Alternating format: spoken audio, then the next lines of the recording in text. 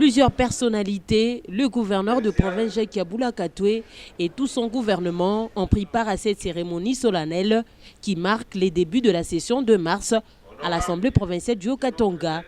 Le discours prononcé par le président, l'honorable Michel Ngoï Katebe, a touché plusieurs domaines, la sécurité, le social, la santé ainsi que l'économie.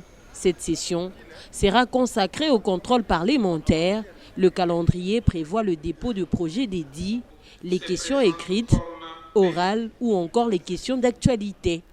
Notre Assemblée provinciale ne trouvera pleinement sa place au cœur de la vie publique que si elle remplit l'ensemble des missions lui confiées dans notre Constitution.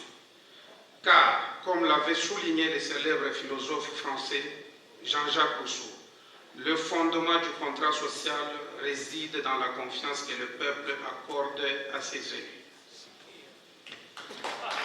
En effet, en application des dispositions de l'article 197 de la Constitution en vigueur de notre pays, notre représentation provinciale ne doit pas seulement se contenter de légiférer, elle doit également contrôler le gouvernement provincial ainsi que les services publics provinciaux et locaux, sans oublier les entités territoriales décentralisées, lesquelles perçoivent la rétrocession de la redevance minière.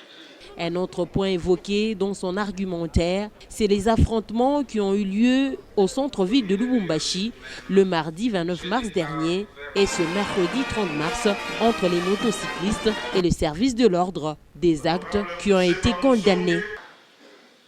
Dans cette dynamique et en tant qu'acteur institutionnel, l'Assemblée provinciale doit jouer sa partition dans l'éveil des consciences.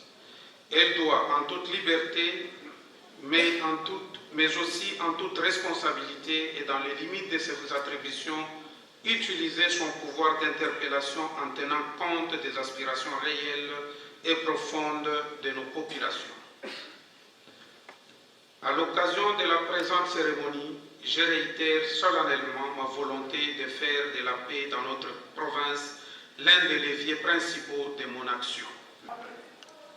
C'est pourquoi je condamne les actes de barbarie et le trouble qui ont été orchestrés hier et ce matin au centre-ville de Lubumbashi par le motard.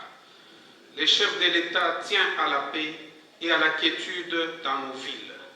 Nous sommes tous soumis à la loi et aux autorités établies par le garant de la nation. La conférence des présidents des commissions sera tenue le 8 avril prochain.